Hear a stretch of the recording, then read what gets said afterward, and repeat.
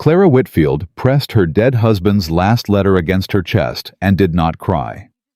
She had no more tears left, only the cold, the smell of lye soap, and 3 days before Mrs. Hawthorne put her trunk on the street. She read the rancher's words one more time. Can you wash? Can you cook? Can you keep accounts? Her jaw tightened. She had buried a man, managed a household, and kept books through 2 hard winters. She picked up her pen and wrote back 2 words: I can. If this story already has your heart beating faster, subscribe to this channel right now and follow Clara's journey all the way to the end, and drop the name of your city in the comments below so I can see just how far this story has traveled. The envelope had no wax seal, no flourish. Just her name scratched in a rancher's hurried hand, delivered to the boarding house on a Tuesday morning when the wind off the Kansas plains was sharp enough to cut through wool. Clara Whitfield stood at the window of her rented room, the smallest one, the one with the cracked pane that let in a thread of cold air all night, and read the letter twice before she allowed herself to feel anything about it. Mrs. Whitfield, I am told by Reverend Aldous that you are a capable woman in need of steady work. I run a working cattle ranch 12 miles east of Caldwell. I require a housekeeper who can cook, wash, keep accounts, and manage the domestic side of a working operation. The position is not comfortable. The work is hard. If you are willing, report to Walker Ranch no later than Thursday. E. Walker. That was all. No salary figure. No description of the house or the land. No warmth, no persuasion. Just a list of tasks and a deadline. Clara folded the letter along its original crease and set it on the windowsill beside her Bible and her husband's pocket watch, the only 3 things she had not sold. Thomas had been dead 11 weeks. She had spent the first 3 weeping. The next 4 settling what debts she could. The last 4 understanding slowly and then all at once that a woman of 25 with no children, no family within 400 miles, and $47 to her name was not a widow in this territory. She was a problem. Mrs. Hawthorne had been kind about it in the way that practical women are kind without false comfort. She had given Clara an extra week beyond what was owed, brought her soup twice when she hadn't come down to supper, and said nothing when Clara sat in the front parlor until midnight, working figures in a notebook by candlelight, trying to find a number that wasn't there. On Monday morning, Mrs. Hawthorne had knocked on her door. Clara. She didn't say I'm sorry. She didn't say you understand. She just stood in the doorway with that solid, unreadable face and said, I have a family coming Thursday. They'll need this room. I know, Clara said. Do you have somewhere to go? Clara looked at her notebook. At the figures. At the $47 that would last her perhaps 6 weeks in a town where she knew no one well enough to ask for more time.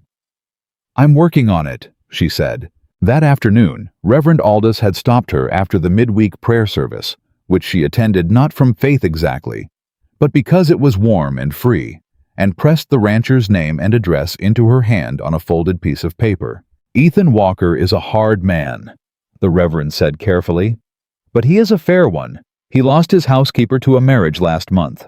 His cook left before that. He's been managing on his own, and it's showing. He needs someone capable. He paused. I told him you were capable. You don't know me well enough to tell him that, Clara said. The Reverend smiled. I know you balanced the church donation ledger in 20 minutes last Sunday, when Brother Finch had been struggling with it for 3 weeks. That was enough for me. She had not answered him then. She had gone back to her room, sat down at the window, and thought about it for 4 hours. She thought about Thomas, who had never once made her feel like a burden.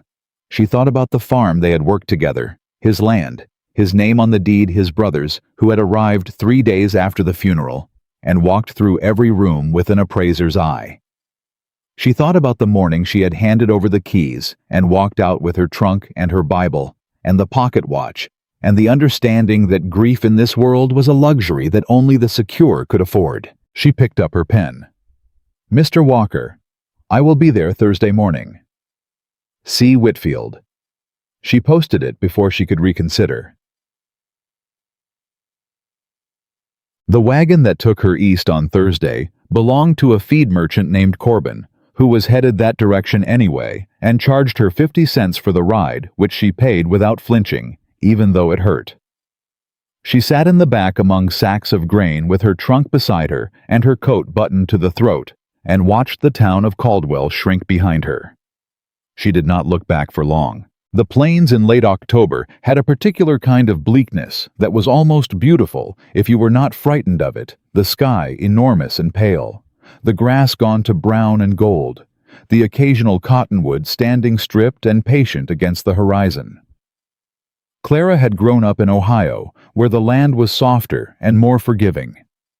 Kansas still felt to her like a place that was testing something. She was beginning to think she might pass the test. She wasn't sure yet.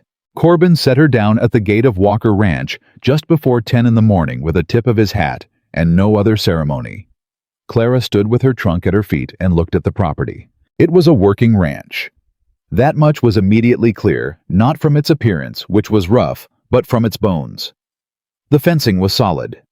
The barn was large and well-positioned. The kitchen garden had gone to seed for the season, but the layout was intelligent, south-facing, protected from the worst of the wind by a windbreak of scrubby cedar that someone had planted with intention years ago. The house itself was 2 stories unpainted with a porch that ran the full length of the front and a stovepipe that was putting out a thin thread of smoke. Someone was already up and working. She picked up one end of her trunk, found it too heavy to drag far, and was considering her options when the barn door opened. The man who came out was not what she had pictured from the letter. She had pictured someone older, perhaps the terseness of the writing had suggested age, or at least long experience. Ethan Walker was neither young nor old. She put him somewhere in his mid-30s, though the sun and the work had weathered him in ways that made precision difficult. He was tall, broader in the shoulder than most men she had known, with dark hair gone a little long under his hat, and the kind of face that had stopped being expressive some time ago and seemed unlikely to start again soon. He saw her. He stopped. He looked at her trunk. He looked at her. He looked at the road behind her as if confirming that no wagon remained, that she had in fact been deposited here like freight, and that she was now standing in his front yard, expecting him to do something about it. "Mrs. Whitfield," he said. It was not a question. "Mr. Walker," she said. A pause. He walked toward her with the unhurried gait of a man who had never once moved faster than the work required, picked up her trunk by the handle at one end without asking, and turned toward the house. "I'll show you the kitchen," he said. She picked up the other end of the trunk before he'd taken 2 steps because it was heavy, and she was not going to let a man she had just met carry her belongings while she followed empty-handed like a visitor. He stopped, looked at her hand on the handle, said nothing. They carried it together up the porch steps and through the front door. The kitchen was large, cold, and in a state that told her everything she needed to know about the last several weeks. Not dirty exactly. The man was not slovenly. But the disorder was the disorder of someone who had been managing alone and was managing badly. Dishes stacked without system. A larder half inventoried and then abandoned. A ledger book open on the table with 2 weeks of entries, and then nothing, the pen dried out beside it. Dried goods in the wrong containers, some of them already showing signs of moisture damage. A pot on the stove with the remains of something that had been beans once and was now developing ambitions of its own. Clara set down her end of the trunk, looked at all of it, and said nothing for a moment. Ethan Walker stood in the doorway with his hat in his hands. He had taken it off when they came inside, which she noted. Some men didn't bother in their own homes. "Coffee," he said. "I can offer you that at least. The stove's lit." "Thank you." She moved to the larder and opened it before he could say anything else. She ran her eyes over the shelves with the focused attention she had learned from 2 winters of making do. Flour adequate, cornmeal good, salt low. Dried beans in abundance, which explained the pot. 3 jars of something put up last fall, probably preserves. No fresh vegetables except a few aging turnips. Lard sufficient. Coffee enough. Sugar nearly gone. She closed the larder and turned around. He was watching her. "You've been feeding yourself and your hands on dried beans, and not much else," she said. "We've managed." "You've survived," she said. "That's not the same thing." She pulled her coat off and hung it on the hook beside the door without being told where the hooks were, because there was exactly one hook beside the door, and that was where a coat went. "How many hands do you have?" "3. Cal, Noah, and Dob. They take their meals in the bunkhouse." "What time?" 6 in the morning, noon, 6 at night. "The larder needs restocking. I'll make a list today. The preserves, what are they?" He blinked. "Plum, I think. Maybe 1 apple." "Do you have a kitchen garden account? A record of what was put up last fall?" Another pause. Longer this time. "There was a book. Mrs. Pryor kept it. I don't know where she left it. I'll find it." She moved to the ledger on the table, glanced at the entries, figures for feed and farrier, and one notation for lumber that didn't have a corresponding purchase order, and then looked up at him. "This ledger, is this the household account or the operation account?" He looked at her with an expression she was beginning to identify as his version of surprise, which was very subtle and involved only the faint shift of something around his eyes. "Both," he said. "Mrs. Pryor kept them separate. I combined them when she left." "They should be separate," Clara said. "You can't track where the money's going if the feed costs are sitting next to the soap budget." She set the ledger down. "I'll split them out today after I've done the kitchen. What do you need most urgently, meals or the accounts?" He stared at her. "Mr. Walker." "Meals," he said. "The hands are working the north fence. They'll be in at noon. Then I'll start there." She looked at the pot on the stove. "Is there anything in the barn I can use? Any stores you haven't brought in?" "Root cellar," he said, and then seemed to catch himself as though he had not intended to be useful. "There's a root cellar behind the barn. Turnips, potatoes, some carrots. I don't know the state of them. I'll check." She moved toward the door. He was still standing in it. She stopped very close to him, closer than was comfortable, not because she intended anything by it, but simply because that was where the door was. He was considerably taller than she was, and the doorway was not wide. He stepped back. She passed through. But the root cellar was in better shape than the kitchen, which suggested that whoever had managed this ranch before had understood priorities. Clara worked through it methodically, checking each bin, pressing her thumb into the vegetables to test for soft spots, pulling out anything that had begun to turn and setting it aside. The losses were acceptable. There were enough sound potatoes and carrots to work with. She found a string of dried onions hanging in the back corner that she had missed at first, and a small crock of lard that had been packed under the carrots for some reason she couldn't determine.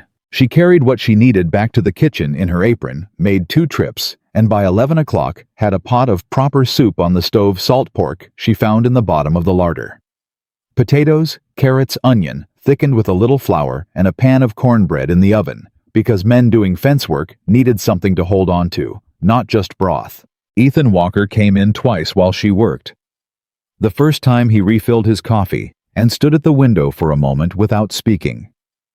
The second time he stopped in the doorway, looked at the stove and said, "That smells different." "Different from what?" "From what it smelled like in here for the past 3 weeks. She did not smile. "Sit down if you want coffee," she said. "I need to ask you about the accounts while I have a free hand." He sat. He poured his own coffee, and then after a moment poured a second cup and set it at the place across from him. She sat down, pulled the ledger between them, and for the next 20 minutes they went through 3 weeks of mixed entries together. She asked questions. He answered them briefly, accurately, without evasion, which told her that he was not hiding anything, just that he had not been trained to think about money in a way that made it legible. "You've been double counting the feed costs," she said, pointing to 2 entries 3 days apart. "This one is for the delivery. This one is for the storage. You don't need to log both unless you're tracking the gap between delivery and use, and if you are, you need a different column." He looked at the entries. Mrs. Pryor never mentioned that. Mrs. Pryor may not have noticed, or she may have corrected it quietly. Either way, it's inflating your apparent expenditure by about 12%. That's not nothing. He looked at her, then really looked at her, Not the flat assessment of the morning, but something more direct and unsettled. "You've worked accounts before," he said. It was not entirely a question. "I kept the books for our farm for 4 years," she said, "and helped my father with his hardware accounts before I was married. I'm not a banker, but I know the difference between a ledger that tells the truth and one that doesn't." A silence. Outside the window, the wind moved across the yard. The soup shifted and settled on the stove. "Why did you come here?" he said. Clara looked at him steadily. "Because I needed work, and you offered it. I offered a housekeeper position. You've been in my kitchen 40 minutes, and you've reorganized my larder and corrected my accounts." "The larder needed organizing," she said. "The accounts needed correcting. I did the things that needed doing." She stood and went to the stove to check the cornbread. "Is that a problem?" Another long pause. She did not turn around. "No," he said, and then so quietly that she almost missed it. "No, it's not." Dead. The ranch hands came in at noon as advertised. Cal was the oldest, mid-40s, lean, with the careful movements of a man whose joints had opinions about the weather. Noah was young, maybe 20, with a face that hadn't finished deciding what it was going to look like, and the habit of watching people before he spoke to them. Dob was somewhere in between, in age, compact and cheerful, with the faint accent of someone who had not been born in Kansas. They came in stamping cold off their boots and stopped when they saw the table. "That's soup," Noah said, in the tone of a man who has been living on beans and is seeing something else for the first time in weeks. "It is," Clara said. "Sit down. There's cornbread." Cal looked at Ethan Walker, who was already seated, and gave no particular indication that anything unusual was happening. Cal sat. Noah sat. Dob sat and grinned. "You must be the new housekeeper," Dob said. "Clara Whitfield," she said. "Dob Ferris." He extended a hand across the table, which was not standard, but she shook it without comment. "The boss said someone was coming, but he didn't say when." "Thursday," she said. "He did say Thursday." Dob looked at Ethan. "You told her Thursday." "I wrote it in a letter," Ethan said. He picked up his spoon. The others followed. The soup was good. She knew it was good. She had made it to be good, because men working in the cold needed food that did more than fill the stomach. She watched them eat without watching them eat, keeping her attention on the stove and the table, and the list she was building in her head of everything that still needed doing today, tomorrow, the day after. "Ma'am," Cal said after a few minutes. He said it carefully, like a man who was choosing his words. "That's the best thing I've eaten in a month." "I'm glad," she said. "Mrs. Pryor made good biscuits," Noah offered. "But her soup was—" He stopped, looked at the table. "Her soup was adequate," he finished. Dob snorted.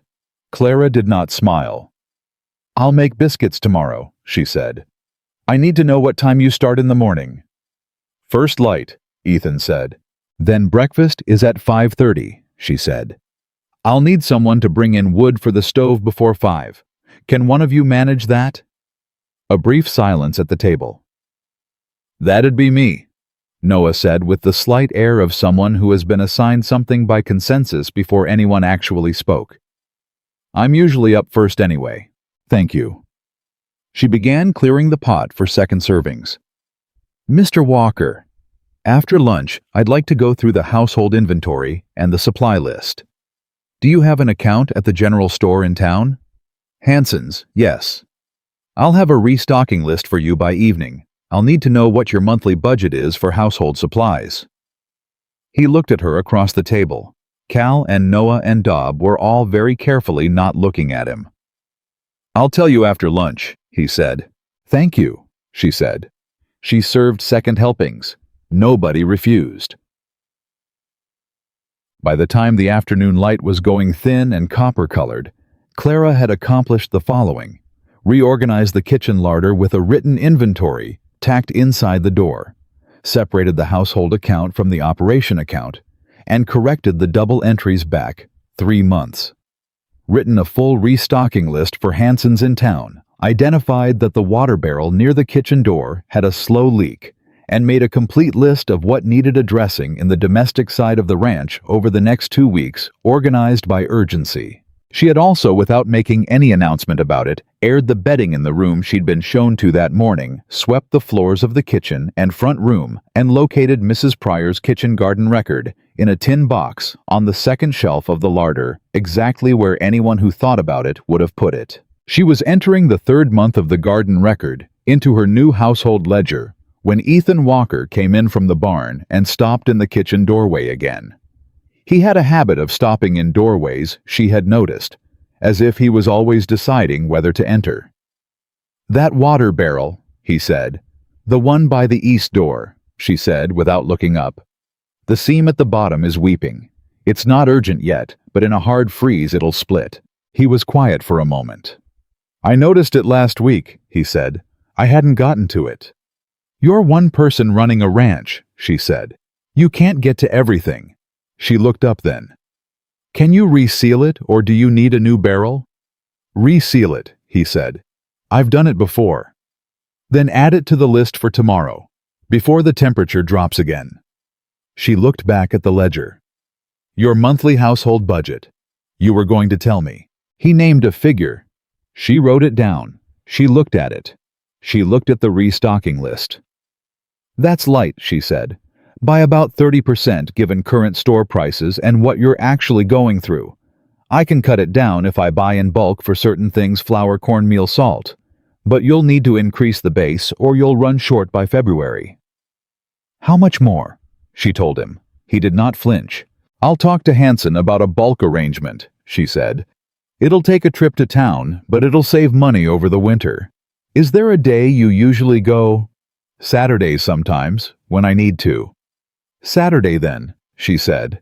"If you're going anyway, I can ride in and speak with him directly." She paused. "Unless you'd prefer to handle that yourself." He looked at her for a long moment with that expression she was learning, the one that meant he was recalibrating something. "No," he said finally. "If you can handle Hanson, that'd save me time." "I can handle Hanson," she said. She returned to her ledger. He poured himself coffee and stood at the window for a while, in the way he sometimes did not, looking at anything in particular, just thinking. She had learned in 3 hours that this was his version of resting. Outside, the wind had picked up. It moved through the cedars with a low, persistent sound. The lamp on the table made the kitchen warm and small and separate from all that cold and open space. "Mrs. Whitfield," he said without turning from the window. "Mr. Walker. You didn't ask about days off, or salary." She set her pen down. "We agreed on the position in the letter." "I didn't include a salary in the letter." "No," she said. "You didn't." She folded her hands on the table. "I assumed we'd discuss it once I'd been here long enough for you to determine whether I was actually capable of the work." A long silence. "That's an unusual arrangement," he said. "I'm an unusual situation," she said. "I needed to work. You needed someone capable. The rest is negotiable." She picked up her pen again. "Ask me again at the end of the week." He turned from the window then and looked at her directly. Something had shifted in his expression. Not warmth, not exactly. But the careful blankness of the morning was gone. In its place was something that looked like the beginning of a conclusion. "All right," he said. "End of the week." He took his coffee and went back toward the barn. Clara looked at the lamp for a moment. Then she looked at her ledger with its clean columns and its corrected entries and its careful record of a place she had been in for less than 1 day, already beginning to make sense of it. She picked up her pen and kept writing. The next morning, Clara was at the stove before 5. Not because she had slept well, she hadn't. The room was cold, in the way that only a room in an unfamiliar house is cold, with sounds she hadn't learned yet, and a silence that pressed differently than any silence she had known.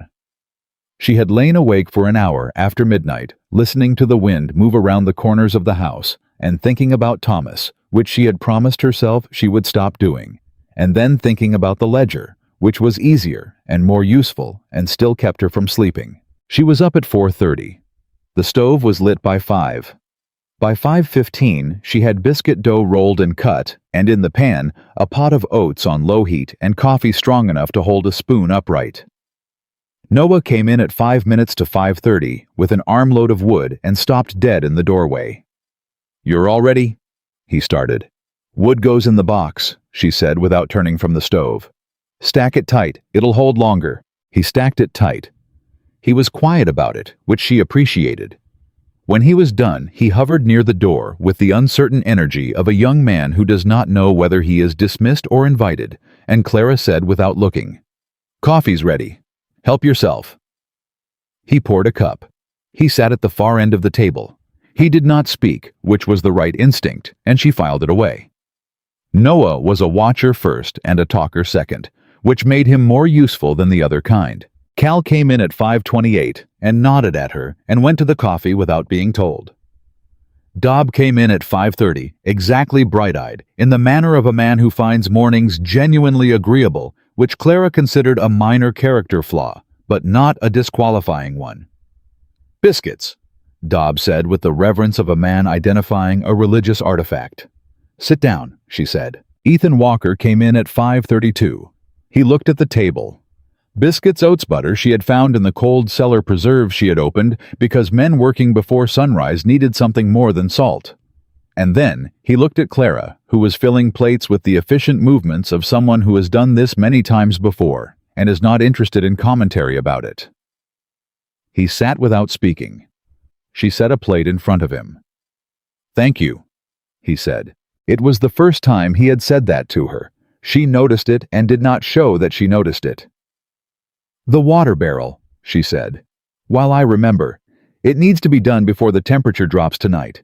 It's going to go below hard freeze by tomorrow morning." He looked up. "How do you know that?" "The sky last night. And my knee." She said it matter-of-factly. "My right knee has predicted hard freezes with reasonable accuracy since I broke it at 17. A silence at the table. "You broke your knee," Noah said.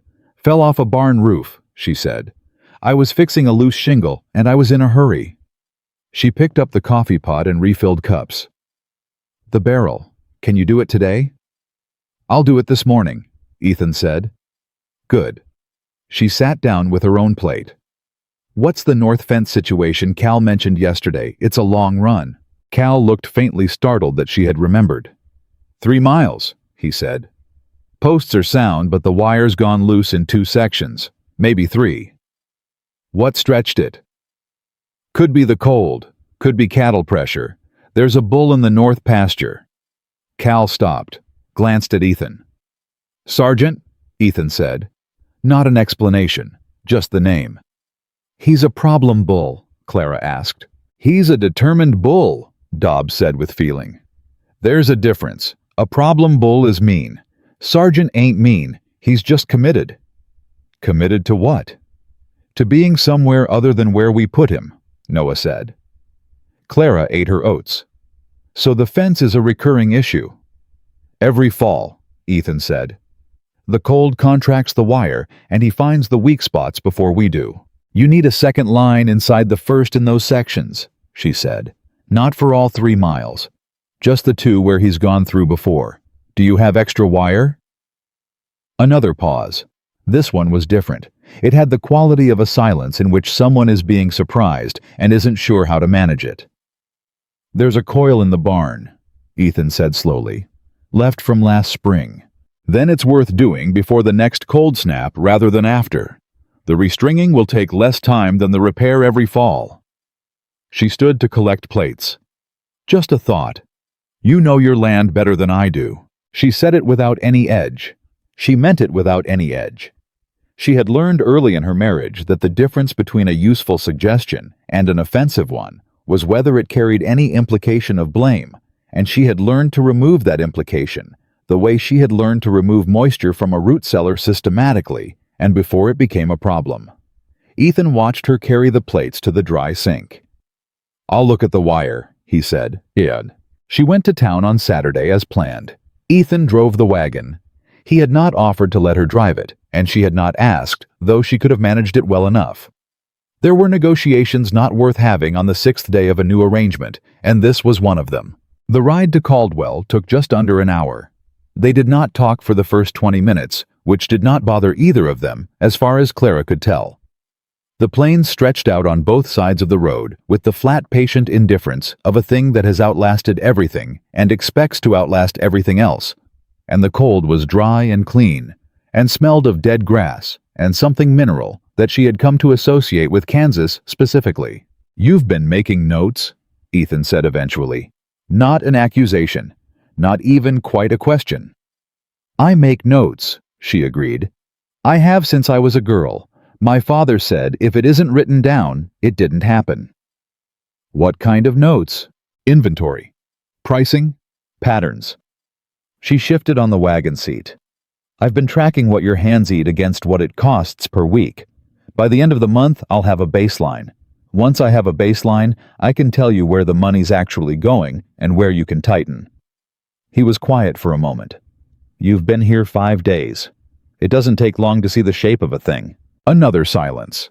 The road curved slightly west, and the wind came at them from the left, and Ethan tilted his hat without thinking about it, and Clara pulled her collar up, and neither of them acknowledged the cold.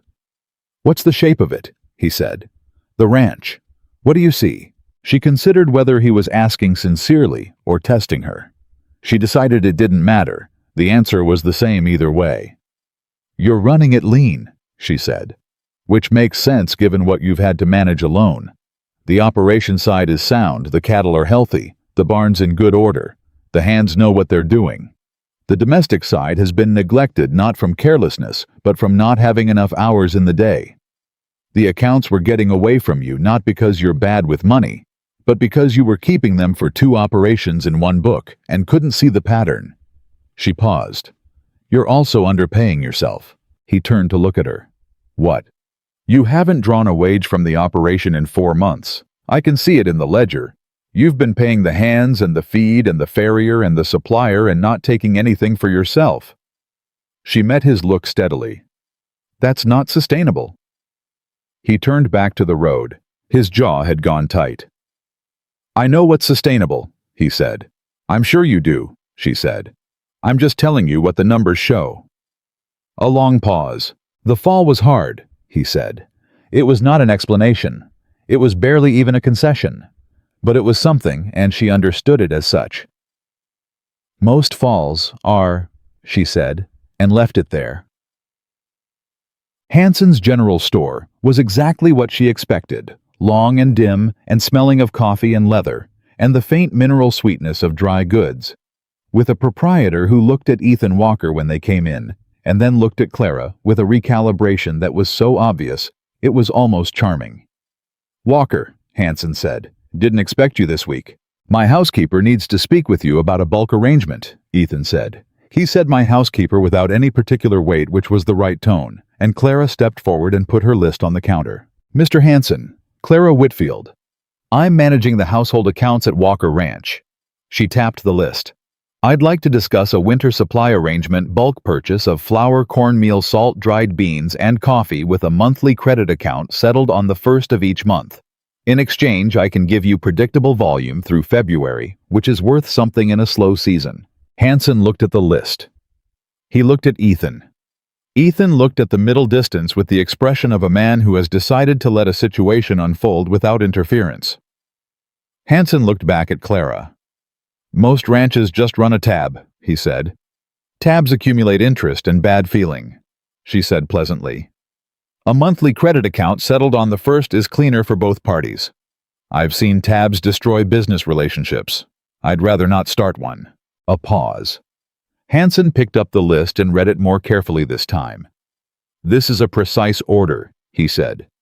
"I know what we need through the end of February," she said. "I can give you a second estimate for March and January once I've seen how the winter's going. If you want certainty of business, I can offer it. If you want a tab, I'll go to Miller's in Hutchinson and save us both the trouble." Ethan made a sound that was not quite a cough. Hanson looked up at her. Something in his face had shifted the professional reassessment of a man who has just understood he is having a real negotiation and not a formality. "Miller's is 20 miles further," he said. "I know," she said, "but I have a wagon and a Saturday." Another beat. Then Hansen smiled slowly in the manner of a man who respects a clear position even when it inconveniences him. "Monthly account settled on the 1st, he said. "Bulk pricing on the flour and cornmeal. Regular price on the rest. "Bulk pricing on the salt as well," she said. "It's a staple, and you buy it in quantity." "Fine," he said. "Salt too." She put out her hand.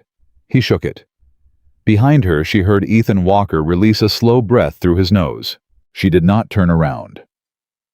On the wagon ride back, Ethan was quiet for longer than usual.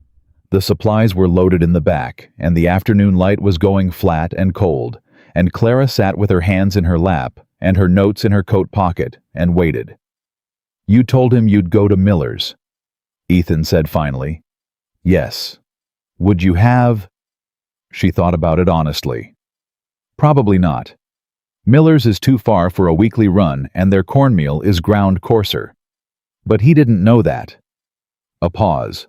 "That's a negotiating tactic," Ethan said. "It is," she agreed. "You're not what I expected," he said. He said it quietly to the road. Not to her quite. She let it sit for a moment before she answered. "What did you expect?" He thought about it. "Someone who needed more from me than I could give right now," he said. It was the most personal thing he had said since she arrived. She understood it to mean something about the last year, about whatever had happened in it. Mrs. Pryor leaving the cook before that, the accounts getting away from him, the missing wage. A year of things he hadn't had enough of, people included. She didn't press it. "I don't need anything from you except a clear understanding of what the work is and what I'm responsible for," she said. "Everything else I'll manage." Another long silence. "The salary," he said. "We said we'd discuss it at the end of the week." "It's Saturday," she said. "That qualifies." He named a figure. She looked at the road ahead. "Add 10%, she said. "I've already saved you more than that in the account corrections alone." He was quiet for 4 full seconds. "Done," he said. Clara wrote it in her notebook. She did not smile because it was a fair arrangement and not a victory, and she did not believe in treating fair arrangements like victories. But something in her chest loosened slightly, some held thing that had been held since Monday morning, and the empty room, and the dead weight of $47, and the letter with its bare list of demands. She was going to be all right. She wrote the figure down, and kept her face composed, and watched the road unspool ahead of them in the flat afternoon light, and somewhere inside her, the holding eased. Ooh. She had been at Walker Ranch for 11 days when Victor Langford's rider arrived. She was in the kitchen, splitting the operation ledger into 2 new books. The old one had done its damage, and she was building something cleaner when she heard hoofbeats in the yard. Not unusual. The ranch had regular traffic from neighboring properties and the occasional supply man. She kept working. Then she heard Cal's voice rise in the yard, and Cal was not a man whose voice rose. She set down her pen. The back door opened and Cal came in, moving faster than she had seen him move, with a piece of paper in his hand and an expression she had not seen on him before, not quite fear. Something adjacent to it. "Where's Walker?" he said. "North fence," she said. She stood. "What's that?" "Ryder just brought it. Said it was from the Langford Land and Lending Office in Caldwell." He held it out. "It's addressed to Walker, but the rider said Langford told him to give it to whoever was on the property. Said it was a, what did he call it, a notice of lien proceedings." Clara took the paper. She read it standing at the kitchen table, with Cal watching her face, and the wind pressing at the window, and the 2 new ledger books open beside her. It was a formal legal document or something dressed up to look like one. Victor Langford, operating as Langford Land and Lending, claimed that Ethan Walker had failed to satisfy the terms of a credit arrangement dated March of the prior year in the amount of $412, and that pursuant to this failure, Langford was initiating lien proceedings against the north 40 acres of Walker Ranch. Said lien to be entered with the county recorder's office within 14 days unless the debt was satisfied in full. Clara read it a second time, then a third time. "How bad is it?" Cal said. "I don't know yet," she said. "Get Walker." Cal went. Clara sat down with the document and her ledger and began to think. $412. March of the prior year. She opened the operation ledger, the old one, the combined one, the one full of Ethan's careful but confused entries, and went back to March. She found the lumber notation she had flagged on her first day. And then, 3 pages further back in a section of entries she had not yet fully worked through, she found it. A payment. March 14th, $400 out, labeled only L building materials. She stared at it. Then she found March 22nd, $12 out, same label, same initial, $412 total, labeled as building materials, in March. But there was no corresponding purchase order, no receipt logged, no inventory entry for the materials themselves, no lumber in the barn, no new construction she could identify anywhere on the property. She was still looking at the entries when the back door opened and Ethan Walker came in. He was windburned and tight-jawed and still had his gloves on, which meant Cal had found him in the middle of something and pulled him away without explanation. He looked at the paper on the table. He looked at Clara. "What is it?" he said. She handed him the document. She watched his face while he read it. It went very still. "Langford," he said. It came out flat, not surprised there was no surprise in it, just a recognition, the kind that lands like something you've been waiting to hear and hoped you wouldn't. "You know him," she said. "I know him." He set the document down on the table. He pulled off his gloves one at a time, slowly, with the controlled movement of a man managing his own reaction very carefully. "He approached me last spring, said he was offering favorable lending terms to ranchers in the county. I needed capital for the North Barn extension. The old one had a bad beam, had to come down part way and rebuild. I took the loan." $412, Clara said. $400 even. The 12 was a processing fee he added after. "Did you sign a contract?" "I signed something," he said. "He called it a standard lending agreement." "Do you have a copy?" A pause. "He said he'd send me one." Clara was quiet for a moment. "Did he send it?" Ethan looked at her. In his face was the answer before he said it, and the answer was the thing that changed the temperature of the room. "No," he said. "He never did." She picked up the document again. She read the specific language failure to satisfy terms. Credit arrangement dated March, and then looked at the operation ledger entries again. "Ethan," she said. It was the first time she had used his given name. She didn't think about it until after. "In March, you logged 2 payments to someone whose initial is L, March 14th and March 22nd. 400 and 412 total. What were those payments for?" He came around the table to look at the entries. He stood close enough that she could feel the cold still coming off his coat. He studied the entries. "Those were my payments back to him," he said slowly. "The loan repayment. I paid the first installment in March when I took the loan. There was supposed to be a schedule monthly through the fall." "You paid him at the beginning."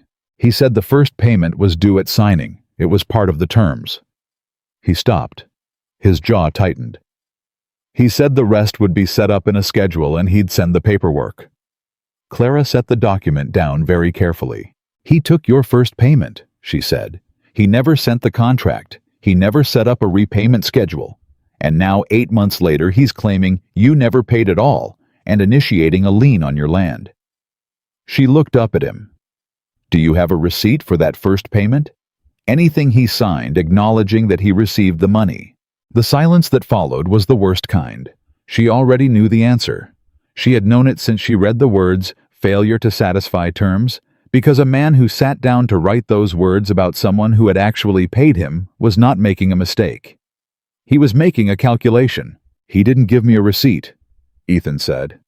Quiet, controlled, furious in a way that showed only in the stillness of his hands on the table. "He said it was noted in the agreement he was going to send me." Clara looked at the document. She looked at the ledger. She looked at the date on the lien notice, 14 days. 14 days before Victor Langford filed his claim with the county recorder and put a legal instrument against the north 40 acres of Ethan Walker's ranch. "All right," she said. She sat down and opened her notebook. "Ethan, sit down." He sat. He looked at her with an expression she had not seen from him before, not the recalibration of the first day or the stillness of the dinner table. Something rawer than that. Something that had been managed for a long time and was close to the edge of its management. "This is not over," she said. She said it clearly and without emphasis, because emphasis would have made it sound like reassurance, and she was not offering reassurance. She was stating a position. He's counting on you not having documentation. He's counting on you not knowing the process. And he's counting on you to either pay him again to make it stop or to not respond in time and let the lien go through. She tapped her pen on the notebook. "What's the county recorder's office?" "Caldwell County Courthouse," he said, "on 2nd and Market." "Do they keep records of lending agreements of instruments filed against properties?" Yes, I believe so." "Then that's where we start." She wrote the address. "If Langford filed any paperwork against your property, any preliminary instrument, any claim, it'll be in the public record. If he didn't, then this document is a threat, not a legal proceeding yet. That changes what we need to do." She looked up. "I need you to think back to March. Anyone who saw you hand him money. Anyone who was there." Ethan thought. "Cal?" he said. "Cal was with me. He drove me into town that day. Clara wrote that down too." She was quiet for a moment, moving through it in her head, the way she moved through a ledger, looking for the column that didn't balance the entry, that contradicted itself, the place where the numbers broke the story they were supposed to be telling. "He made one mistake," she said. "What?" She turned the operation ledger so he could see it. "You recorded those payments, the date, the amount, and his initial. You did it yourself in your own hand in your own ledger on the day it happened." She pointed to the entries. "March 14th. March 22nd. Those entries are dated. They're consistent with what you've described. And they're in a book that's been in your possession continuously since March." She looked at him. "He doesn't know you recorded them. He's counting on there being no record." Ethan stared at the entries. Something shifted in his face, the first movement towards something that was not dread. "Is that enough?" he said. "Not by itself," she said honestly. "But it's a beginning. And with Cal's witness account, and the public record at the courthouse, and the language of this document." She picked up the lien notice and read one passage again. "He claims a credit arrangement. He doesn't specify the terms. He doesn't attach a contract. A proper legal instrument would have the contract attached. This is dressed up to look official, but it's thin." She set it down. "He was counting on you to be frightened enough to not look closely." Ethan looked at her. "You're not frightened," he said. "I'm concerned," she said. "That's different. Frightened makes you stop thinking. Concerned makes you careful." She pulled her notebook toward her. "We have 14 days. That's enough if we move quickly." He was quiet for a moment. Then, "What do we do first?" And Clara, who had not been asked, "What do we do?" by anyone in a very long time, who had been asked to wash and cook and keep accounts and stay out of things that were not her concern, felt something straighten inside her. Something that had been bent for a long time without her quite noticing. "First," she said, "I go through every entry in this ledger from January through October, every single one. I want to know if Langford has any other initial in here that we haven't caught yet." She wrote it down. "Second, you take me to Cal tonight, and we get his account of the day in March written down and signed and dated." She wrote that. "Third, on Monday morning we go to the county courthouse and I look at the public record." "You know how to read county records," he said. "I know how to read," she said. "County records are just ledgers with more complicated headings." She looked up. "Do you trust me to do this?" The question landed between them. It was a real question, not a modest one she was asking because the answer mattered, and because she needed to know where she stood before she took another step in his name and his interests and on his behalf. Ethan Walker looked at her across the table in the kitchen of his house on the 11th day of knowing her, with the lien notice between them and the ledger open and the cold pressing at the windows. "Yes," he said. No hesitation, no qualification. It was the second thing she filed away that day. Later that night, when she was reviewing the ledger entries by lamplight, and the house was quiet around her, and the cold was settling hard, the way she had known it would, she thought about the way he had said it. Not with relief. Not with the exhausted faith of a man who has no other options. Just yes. As if it had been the obvious answer all along. She turned the page and kept working. She finished the ledger review at midnight. Her eyes ached, and the lamp had burned low twice, and she had refilled it without thinking. The way she did everything in this kitchen now, automatically, as if the house had already decided she belonged in it, even if she hadn't decided yet herself.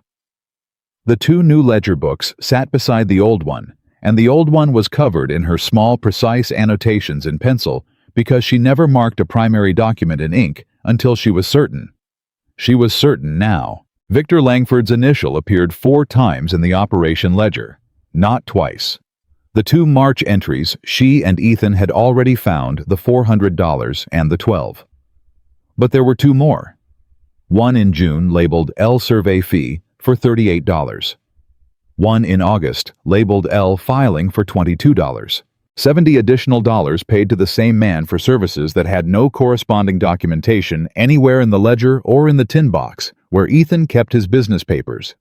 She stared at those 2 entries for a long time. Then she went to the back door and knocked on the doorframe 3 times, which was what she had told Noah to listen for if she needed something after hours, because the ranch ran on practical arrangements, and this was one of them.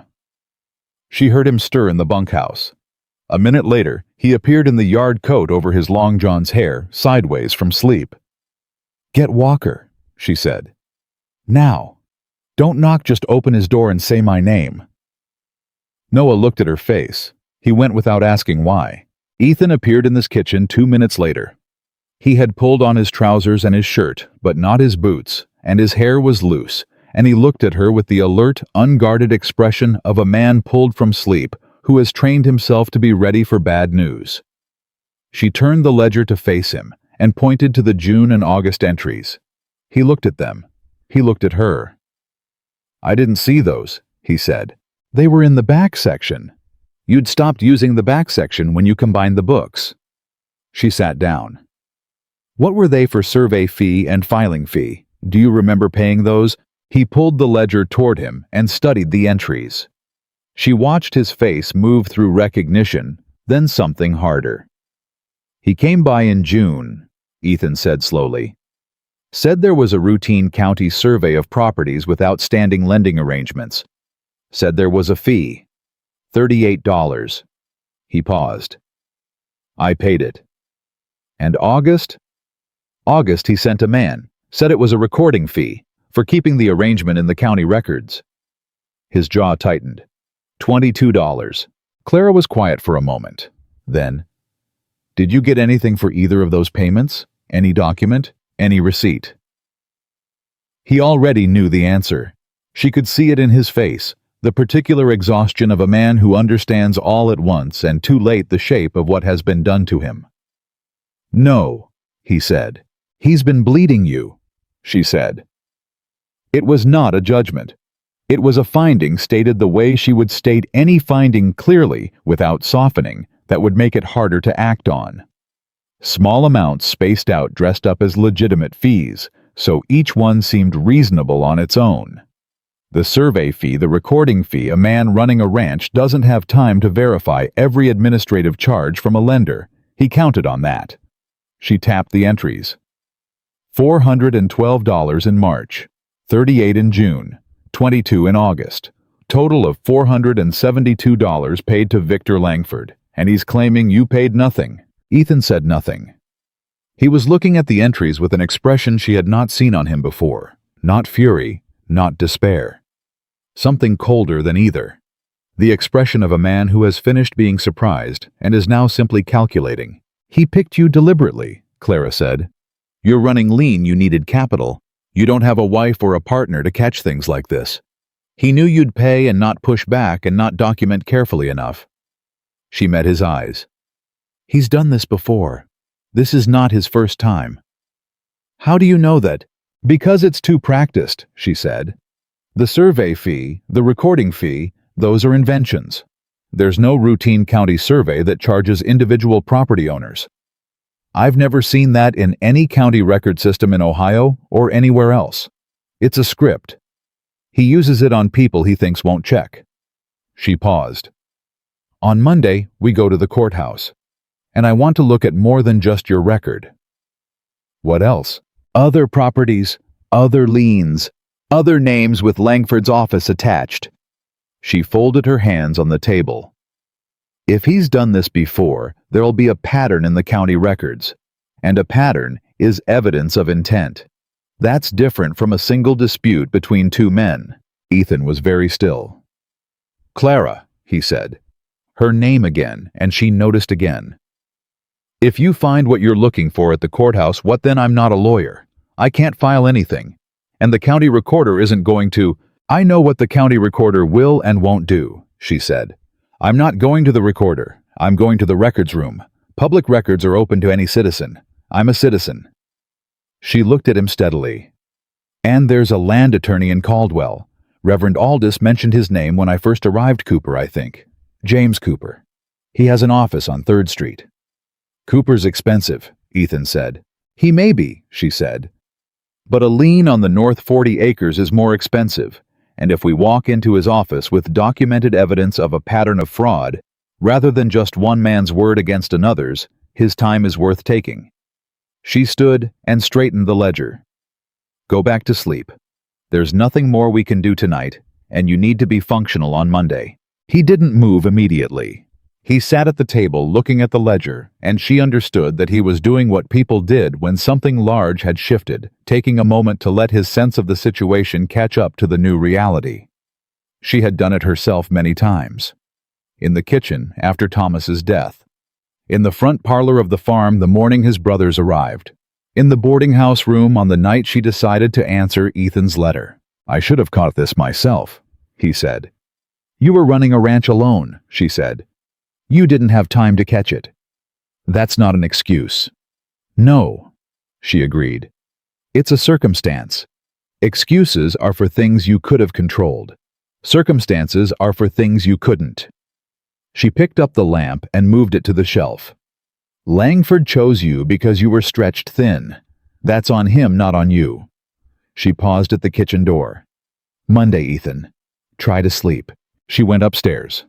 She did not sleep for another hour, but she lay still and breathed slowly and made a list in her head of everything she needed to find at the courthouse, organized by priority, which was the only thing that helped when her mind was running too fast for her body. By the time she drifted off, the list was complete. Monday arrived gray and cold, with a sky the color of old pewter pressing down on the plains from every direction. Ethan had the wagon ready before Clara had finished breakfast, which told her he had not slept particularly well either, and was managing it the same way he managed everything, by doing the next necessary thing. Cal rode with them. His statement had been written and signed Saturday night, 2 pages in Clara's handwriting, and his signature at the bottom, witnessed by Noah and Dobb, both because she believed in redundancy when it came to witnesses. Cal had remembered more than she had hoped. Not just that he had driven Ethan to Langford's office in March, but that he had waited outside and seen Ethan come out with a paper in his hand and no ledger book, and that Langford's man had been standing in the doorway watching them leave. "He watched us go," Cal had said. "I remember thinking it was odd. Most businessmen don't stand in their doorway watching a client leave." He looked satisfied, like he'd done something he was pleased about. Clara had written every word. The courthouse in Caldwell was 2 stories of solid brick, with the county seal above the door and the smell of old paper and coal smoke inside. The clerk at the front counter was a young man who looked at Clara with the mild confusion of someone who had not expected a woman to walk in and ask for the property records room. "Records room," she said. "Public records. Property instruments, lien filings, lending agreements, going back 2 years. "Ma'am, those records are—" "Public," she said pleasantly. "I know. That's why I'm here." He looked past her at Ethan, who gave him nothing, just stood with his hat in his hands, and his face composed, and waited. The clerk, finding no rescue there, showed them to the records room. It was a long, narrow room with shelves on both walls from floor to ceiling, organized by year and then by filing type. Clara stood in the middle of it for a moment, read the labels, and understood the system in about 40 seconds, because systems like this were always some variation of the same thing. Date, type name, instrument number. "I need 2 years of lien filings," she said to the clerk, "and any lending agreements that have been recorded as public instruments." He pulled 3 bound volumes from the shelf. She sat down at the table and opened the first one. Ethan sat across from her. Cal stood near the door. Neither of them spoke because she had asked them not to, and because they had both apparently decided that Clara working in silence was more useful than Clara being interrupted. She worked through the first volume in 40 minutes. She found one other Langford filing a lien notice against a property belonging to a man named Samuel Greer, dated 7 months prior for the amount of $280, similarly vague in its terms. In the second volume, she found 2 more. By the time she reached the third volume, she had found 5 separate lien notices from Langford Land and Lending in 14 months against 5 different property owners, none of whom appeared to have had any corresponding original lending agreement recorded in the public instruments. She set down her pen and looked at the list. Ethan had been watching her face. "What did you find?" he said. She turned the notebook so he could read it. He read it. Cal came forward and read over his shoulder. 5 people, Ethan said. 5 that filed, Clara said. If the others did what most people do when they get a document like the one you received, if they paid to make it go away, there's no record. The record only exists if the lien was filed or if someone contested it. She paused. I need to know what happened with these 5. Whether the liens went through or were dropped. She stood and went back to the shelves looking for the property transfer records. If Langford got what he wanted, the properties would have transferred or been settled under duress. If someone fought it, she found the transfer records. She pulled the volume for the prior year and looked up the first name on her list. Samuel Greer. Property in question, East 20 acres. Status transferred to Langford Land and Lending 9 months prior in settlement of debt. She kept her face still. He got Greer's land, she said quietly. Ethan stood up. She held up one hand. Let me finish. Me? She looked up the second name. The property had changed hands, but the buyer was a land company with a different name. She wrote it down. The third name, no transfer. The lien had been dropped 4 months after filing with no explanation noted. Someone had fought back or paid, and Langford had retreated. The fourth name transfer to Langford, 18 months prior. The fifth transfer to the same land company as the second. She sat back and looked at the notebook. 2 properties transferred directly to Langford, she said. 2 to a land company. 1 lien dropped. She looked at the land company name. I need to know who owns this company. That's a different search, Ethan said. He had come around the table and was standing beside her now, looking at the notebook over her shoulder. Business registrations are a different record. Where? Secretary of State office, Cal said from the door. Both of them looked at him. He shrugged, uncomfortable with the attention. My brother-in-law had a dispute with a land company. We had to look up their registration. It's at the state level, not the county. How long would that take? Clara asked. Letter and a wait, Cal said. Weeks, maybe. She tapped her pen on the table. Weeks was time they didn't have. 14 days from the notice minus today, minus the travel time, minus the time she'd already spent. They had 10 days left at most before Langford filed at this very desk she was sitting at. All right, she said. We don't need the business registration today. What we need today is James Cooper. She gathered her notes. We have Ethan's ledger entries. We have Cal's statement. We have 5 prior lien notices from the same man, 2 of which resulted in land transfers with no underlying agreement on record. That's a pattern. She looked at Ethan. That's enough to walk into a lawyer's office with. It's enough to walk in, Ethan said carefully. Whether it's enough to do anything. One thing at a time, she said. She closed the notebook. Cooper first. James Cooper's office was 4 blocks from the courthouse up a narrow staircase that smelled of pipe smoke and older pipe smoke. The man himself was somewhere in his 60s, with the compact, deliberate movements of someone who had learned long ago that economy of effort was not laziness, but wisdom. He looked at Clara when she came in with Ethan behind her and did not ask who she was or what she was doing there, which she immediately counted in his favor. "Walker," he said, standing. He knew Ethan by name, which meant Ethan was known in this town as a man of some standing, which was also useful. "Who's this?" "Clara Whitfield," she said. "I manage the household accounts at Walker Ranch. I've also been reviewing Mr. Walker's business records for the past 2 weeks. She put the notebook on his desk. "We have a situation that involves Victor Langford." Something moved in Cooper's face, quick and controlled, but she caught it. "Sit down," he said. They sat. She talked for 12 minutes without stopping. The lien notice, the March payments, the June and August fees, the ledger entries. Cal's statement, the courthouse records, the 5 prior liens, the 2 land transfers. She laid it out in sequence without editorializing, because she had learned from her father that a lawyer needed facts first and argument second, and the facts here were argument enough. When she finished, Cooper was quiet for a long moment. "You found all of this in 2 days," he said. It was not quite a question. "The ledger I found on the first day," she said. "The courthouse records today." He looked at Ethan. "You've had this woman working your accounts for 2 weeks. 11 days, Ethan said. "You should have had her working your accounts 8 months ago." Cooper leaned back. "I know Langford. I've heard his name in connection with a property dispute before, not in this county but in the next. He moves around." He picked up her notebook and looked at the list of names.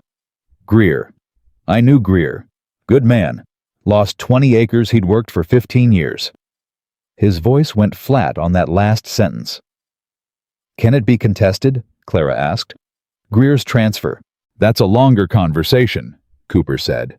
"What's immediately actionable is Walker's situation." He set the notebook down. "The lien notice he received, you're right that it's thin.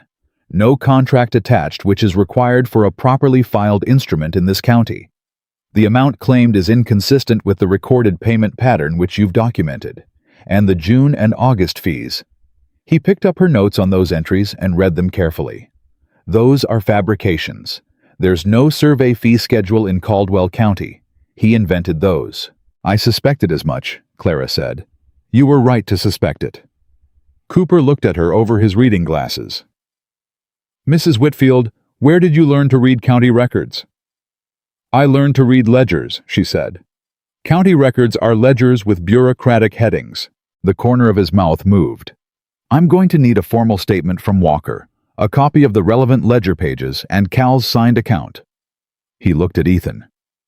"I'm going to file a response to the lien notice before the 14 days are up, asserting payment and documenting fraud. At the same time, I'm going to send a letter to the county recorder flagging the pattern of prior filings." He paused. "This will not resolve quickly. Langford has the legal vocabulary to slow-walk a counterclaim." "How long?" Ethan asked. "Months, possibly. But I can stop the immediate lien from being filed. That buys time." He looked at both of them. "And if we can get the names and statements of the other property owners, the ones who received similar notices, we build a much stronger case. 1 man's word against Langford's is a dispute. 5 men's word is a pattern of criminal fraud." "I can write to the other property owners," Clara said. "I have their names from the courthouse records." Cooper looked at her again. "You do that?" "It's writing letters," she said. "I write letters." "Mrs. Whitfield," Cooper said with the deliberate inflection of a man choosing his words, "you're not a lawyer." "No," she agreed. "But you've done in 2 days what most lawyers would charge 3 weeks' time for." He picked up his pen. "I'm going to need you to walk me through the ledger entries in detail. Can you stay an hour?" "We can stay as long as you need," Ethan said. She had not looked at him during the meeting. She had kept her eyes on Cooper, on the notes, on the logic of it. But she looked at him now for just a moment. He was watching her with an expression she had no name for. Not gratitude exactly, though that was part of it. Not surprise, though she suspected that was in there too. It was the expression of a man who is revising something fundamental. She looked back at Cooper. "Walk me through what you need," she said. "I'll tell you where it is." They left Cooper's office an hour and 40 minutes later.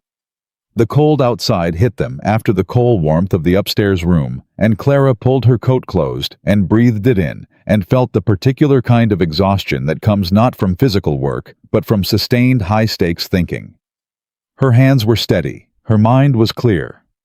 But somewhere behind her sternum, there was a trembling that she recognized as the aftermath of fear she hadn't had time to feel while she was working. Cal was waiting with the wagon. He looked at their faces and read them correctly, which was a skill she had come to expect from him.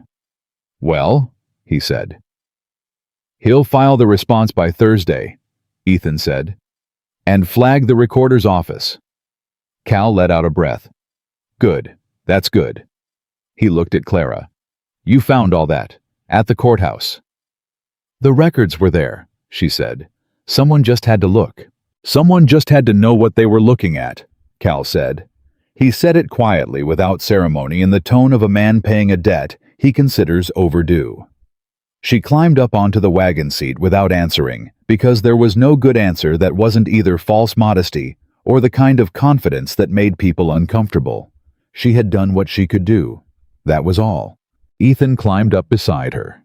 Cal got up in the back with the quiet efficiency that had become familiar to her over 11 days, and they started back toward the ranch. For a while, none of them spoke. The town gave way to the open road and the open sky and the sound of the horses' hooves on the hard ground, and Clara sat with her hands folded in her lap and her notebook in her coat pocket, and the long list of things still to be done running quietly in her head. Then Ethan said without looking at her, "He's not going to let this go quietly." "No," she agreed. "He isn't. When he finds out someone's been at the courthouse looking at his filings." "He'll find out soon enough," she said. "Court clerks talk." "He might come to the ranch." "He might." She looked at the road ahead. "Let him come." Ethan looked at her then. "You're not worried." "I'm worried," she said, "but being worried about something that hasn't happened yet is a poor use of time." She shifted on the seat. "What I'm thinking about is the letters to the other property owners. I want to have them written by Wednesday. If even 2 of them are willing to give a statement to Cooper, it changes the shape of what he can file." "You said 5 names," Ethan said. 5 properties. 4 remaining," she corrected. "Greer already lost his land. He has the most reason to come forward." She paused. "And the most reason to be afraid to." "I know Greer," Cal said from the back unexpectedly. "He's at his daughter's place now over in Harper County. He stopped, started again. He was a hard man to watch go through that. He'd been on that land since before the war." Clara thought about Samuel Greer 60 miles away at his daughter's house without his East 20 acres, and she felt something precise and cold settle in her chest. Not grief. Not anger exactly. Something more focused than anger. Victor Langford had done this before. Carefully, methodically to people he had identified as vulnerable and stretched thin and unlikely to push back. He had taken Samuel Greer's land. He had tried to take property from 4 others. And he was trying to take the north 40 acres of a ranch that 3 men and 1 woman had spent the last 11 days putting back in order. She was not going to let him. "When we get back," she said, "I'll start the letters. Cal." She turned her head slightly toward the back. "Would you be willing to write to Greer yourself? A letter from someone he knows carries more weight than one from a stranger." A pause. "Yes," Cal said. "I'd do that." "Good." She turned back to the road. "Ethan, Cooper said he needs a formal statement from you before Thursday. Can you go back on Wednesday?" "Wednesday," he said. "I'll come with you," she said. "Cooper had questions about the June entry I didn't have all the answers to. I want to go back over it with him." Another silence. Different from the silences of the first week, those had been cautious, the silences of 2 people determining how much space each one occupied. This one was something else. Easier. More like the silence of people who have been in a difficult place together and have come out on the same side of it. "Clara," Ethan said. She waited. "What you did in there?" He stopped. Started again more carefully in the way he always approached a thing he was not sure how to say. "What you found at the courthouse. What you laid out for Cooper." He paused. "I wouldn't have known to look for any of that." "You would have figured it out eventually," she said. "Maybe," he said. "But not in 10 days, and not—" He paused again. "Not the way you did it. You walked in there and you read it like it was a household ledger." "It is a household ledger," she said, "writ large and filed by the county." He made a sound that was not quite a laugh, but was closer to one than anything she had heard from him before. She noticed it the way she had been noticing things quietly, without showing it, filing it away in the part of her that was separate from the work and the accounts and the urgent practical business of the next 10 days. "You're not what I expected," he said. He had said it before on the wagon to town the week before, but it landed differently now. She wasn't sure exactly how. She looked at the road. The ranch was visible now, the roofline and the stovepipe thread, the cedars standing patient against the pale sky. Noah would have supper started by now, or tried to, because she had shown him 3 things before she left.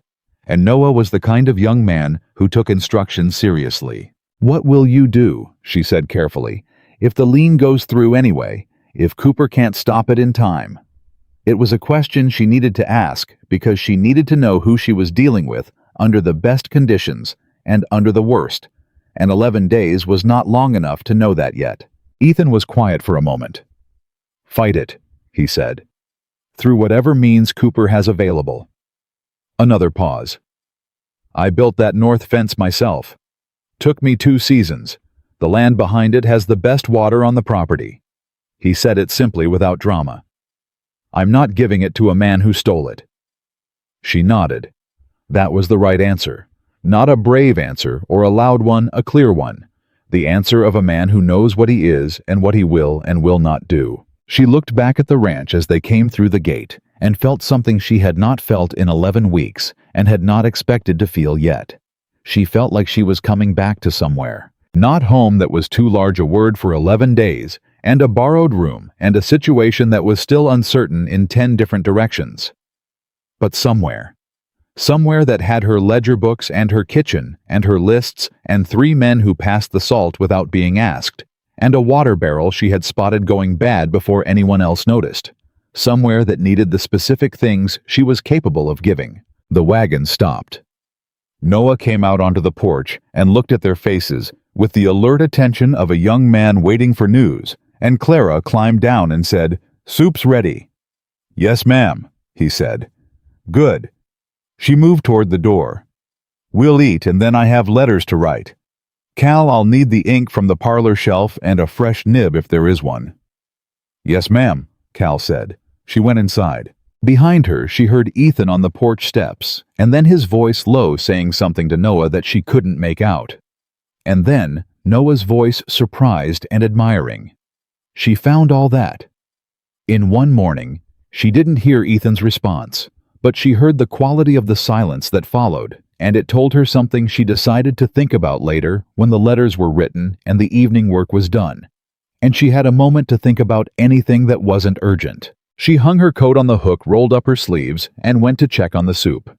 The letters went out Wednesday morning. Clara had written 4 of them the night before, one to each of the property owners, whose names she had pulled from the courthouse records, careful and precise and personal in the way that only a letter written by someone who understood the experience of being wronged could be personal. She did not use legal language. She used plain language, the kind that said, "I know what happened to you, and I know you didn't deserve it, and there is something you can do about it now if you are willing." She signed each one with her name and the address of Walker Ranch and James Cooper's office address as a second contact. The 5th letter, the one to Samuel Greer, was Cal's. He had sat at the kitchen table Tuesday night for almost an hour with Clara's pen and a piece of her good paper, writing and crossing out and writing again, with the careful suffering of a man for whom written words do not come naturally, but who understands their weight. When he finally slid it across the table to her, She read it without comment and then said, "That's the right letter, Cal." And he nodded once and stood up and went to bed. She had sealed it herself and written Greer's name on the front in her own hand. Ethan took them to the post office on his way to Cooper's office Wednesday morning. Clara went with him as she had said she would, and they spent 90 minutes in Cooper's second-floor room going through the June ledger entry line by line, while the lawyer took notes with the focused attention of a man building a structure he intends to be standing for a long time. When they were done, Cooper looked at Clara and said, "When this is resolved, Mrs. Whitfield, if you ever want work that pays better than ranch housekeeping, come see me." "I'll keep that in mind," she said, in the tone that meant she wouldn't. Ethan said nothing on that subject, but on the walk back to the wagon she caught him looking at her sideways with an expression she was becoming more familiar with, the one that appeared when something had shifted in his understanding, and he hadn't yet decided what to do about it. She didn't ask. He'd say it when he was ready or he wouldn't. Either way, the work was the work. They were 6 days from the deadline when Victor Langford came to the ranch himself. Clara was in the kitchen reviewing the month's supply accounts when she heard hoofbeats that were wrong, too deliberate, too slow. The hoofbeats of a man who is arriving with intention rather than purpose. She set down her pen.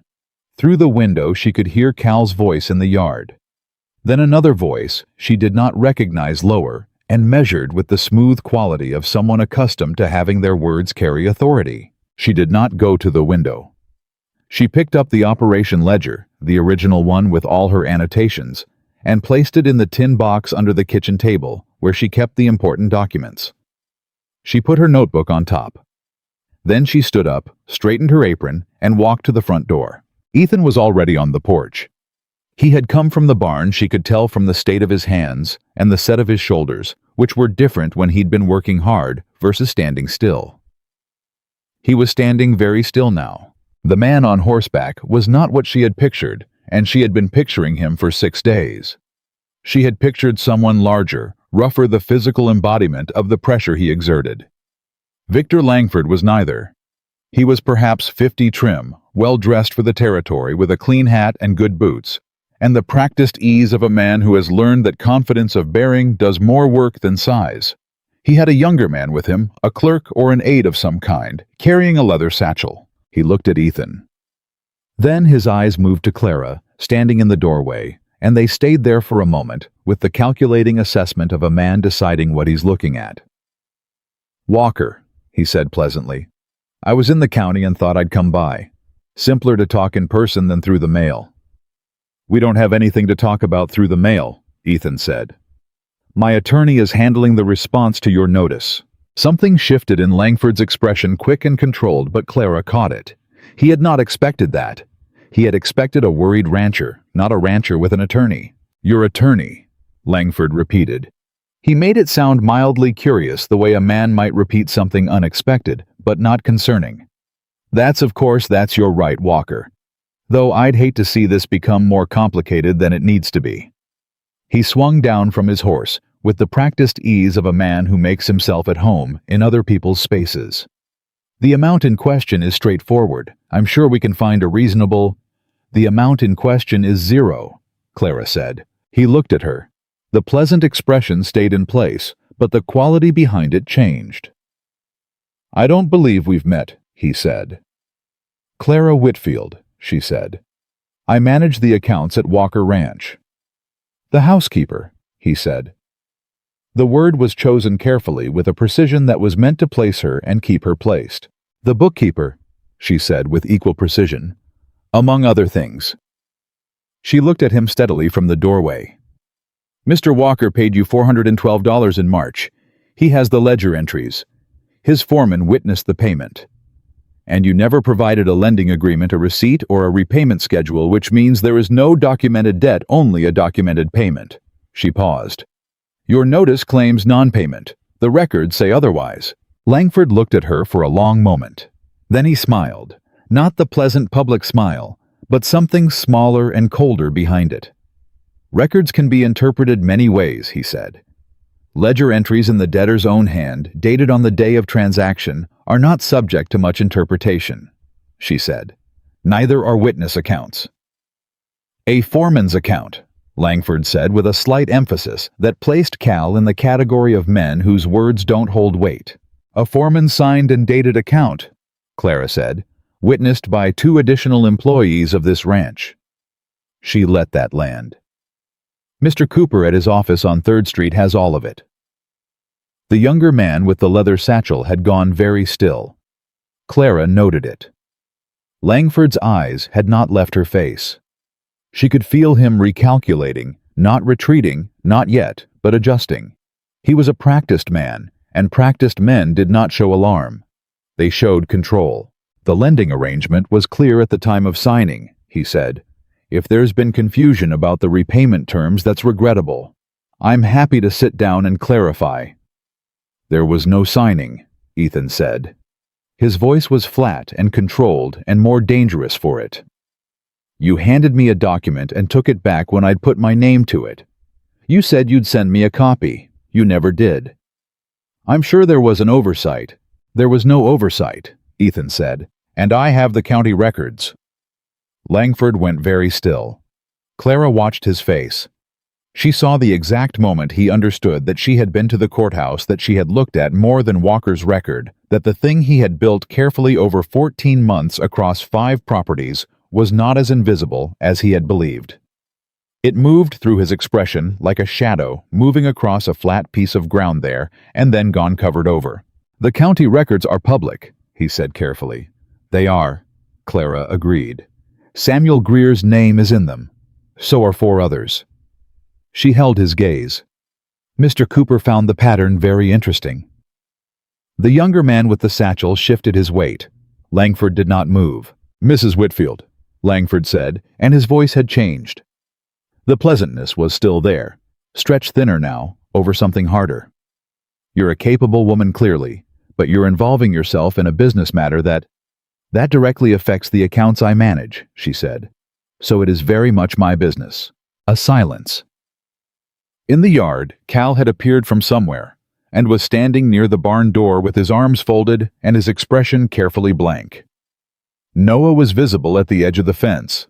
Dobb was nowhere to be seen, which meant he was somewhere useful. Langford looked at Ethan. Walker, this doesn't need to go to court. I'm willing to discuss a resolution. Write to Cooper, Ethan said. I think we can handle this between. Write to Cooper, Ethan said again. The same 4 words, the same flat tone. Final as a closed door. Langford stood in the yard for 3 full seconds, which was long enough to show that he was choosing to leave rather than being driven out, which was the only dignity available to him. Then he put his foot in the stirrup and mounted with the same practiced ease and looked down at Clara with an expression that had shed all of its performance and was now just calculation. You've made this more complicated, he said. You made it complicated, she said. In March, I'm just making it legible. He held her gaze for one more moment. Then he turned his horse and rode out of the yard, his clerk following behind with the leather satchel and the posture of a man who would rather be anywhere else. Nobody in the yard spoke until the hoofbeats were gone. Then Dobb appeared from around the corner of the barn with a shovel in his hand and said, Did I miss it? You missed it, Noah said. Damn. He looked at Clara on the porch. Did she do the thing where she looks at someone like she's reading a ledger? They don't know she has. She did, Cal said. Double damn, Dobb said with profound sincerity.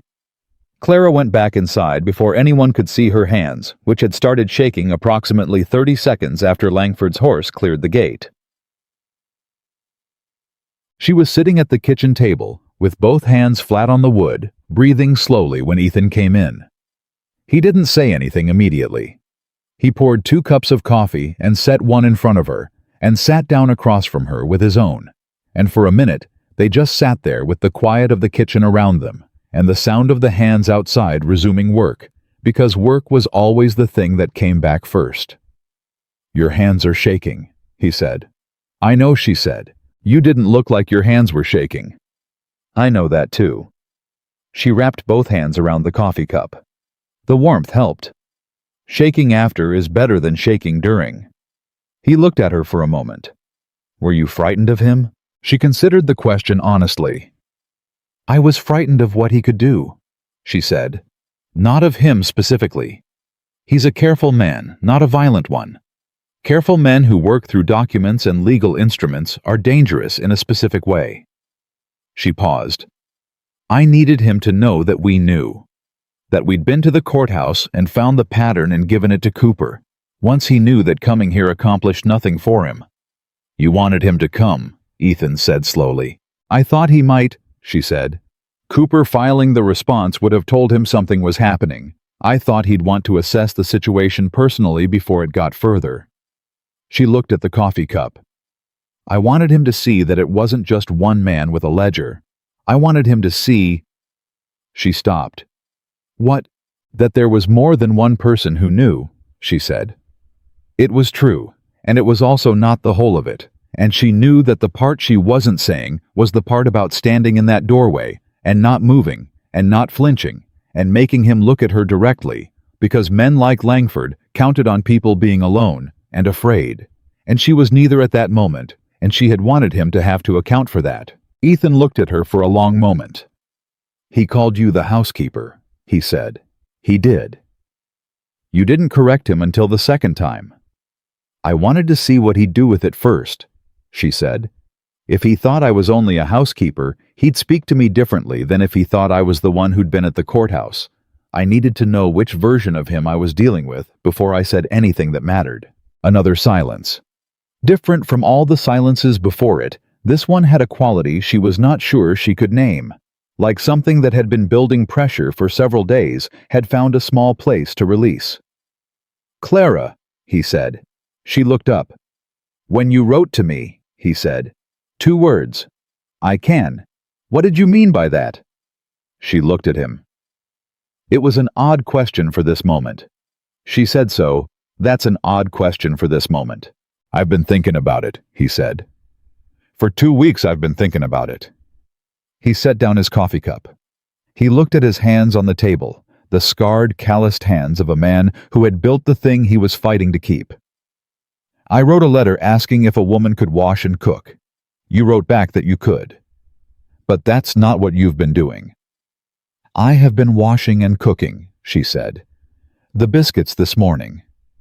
You know what I mean, he said. She did. She was quiet for a moment. When I wrote, she said carefully. I meant that I could do what was needed. I didn't know yet what would be needed. I only knew I was capable of finding out and doing it. She looked at him steadily. I've never been willing to be less than what I am, just because what I am is more than what someone asked for. He held her gaze. Something in his expression was doing the thing she had learned to watch for the recalibration, the shift, but deeper this time. Slower. Thomas, he said. Your husband. Did he know what you were?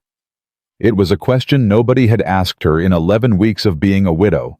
It hit somewhere unexpected. She looked at the table for a moment before she answered. He knew, she said. He was the one who first put the account books in my hands. He said, she stopped, started again. He said I had a mind like a trap and it was a shame to leave it empty. She paused. He died before I could show him how right he was. Ethan said nothing. But she felt the weight of his attention, not pitying, not uncomfortable with her grief, the way people often were. Just present. The way he was present at the window sometimes in the evenings, just existing in the same space, without requiring anything of it. He sounds like a man worth knowing, Ethan said finally. He was, she said. He was a very good man. She looked up. Not a perfect one, but good in the ways that matter. She picked up her coffee cup. I should get back to the supply accounts. And we need to write to Cooper today about Langford's visit. He should know it happened. I'll write in tomorrow morning, Ethan said. I'll write the account tonight, she said. You can take it with you. He nodded. He stood. He picked up his coffee cup and then set it back down instead of taking it to the dry sink, which was not his habit, and she looked up at him because it was a break in the pattern, and breaks in patterns meant something. Clara, he said. After this is settled. He stopped. He seemed to be deciding something or deciding against something in real time, and with unusual difficulty, for a man who generally appeared to have already decided everything before he opened his mouth. "After this is settled," he said again, and then stopped again. She waited. "I want to talk about the arrangement," he said. "What you're doing here. What it is." He looked at her steadily. "What it could be if that's—" He stopped again. "I want to talk about it." Clara looked at him for a moment. The kitchen was warm and quiet. Outside she could hear Cal's voice, and the sound of the fence wire and the low, constant movement of the wind that never really stopped in Kansas. "After it's settled," she said. "After it's settled," he agreed.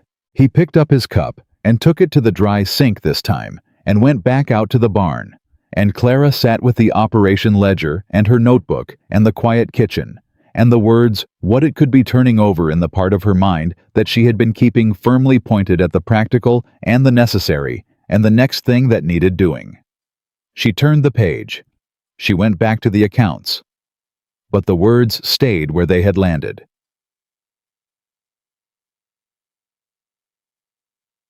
Cooper's letter arrived Friday, 2 days before the deadline, and it said what they had hoped, and more. He had filed the formal response to the lien notice on Thursday afternoon with the ledger documentation and Cal's signed statement attached as exhibits. He had also, as he said, he might written to the county recorder flagging the pattern of prior filings. But the part that made Ethan read the letter twice and then hand it silently to Clara without comment was the last paragraph. "I have also been contacted this morning by an attorney in Pratt County on behalf of 2 of the property owners whose names appear in the courthouse record. It appears your housekeeper's letters arrived. These 2 owners are prepared to provide statements. A third, the Greer matter, is more complicated as the land transfer has already been completed, but I am told that Greer himself is willing to speak. I believe we now have sufficient basis to refer the matter to the county sheriff as a potential criminal fraud case rather than a civil dispute. This changes the legal exposure for Langford considerably." Clara read it twice also. Then she set it on the table and said nothing for a moment.